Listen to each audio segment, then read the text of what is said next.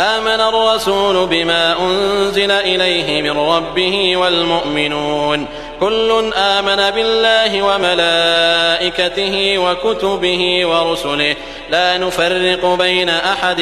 من رسله وقالوا سمعنا وأطعنا غفرانك ربنا وإليك المصير. لا يكلف الله نفسا إلا وسعها لها ما كسبت وعليها ما اكتسبت ربنا لا تؤاخذنا إن نسينا أو أخطأنا ربنا ولا تحمل علينا إصرا كما حملته على الذين من قبلنا ربنا ولا تحملنا ما لا طاقة لنا به واعف عنا واغفر لنا وارحمنا أنت مولانا فانصرنا على القوم الكافرين.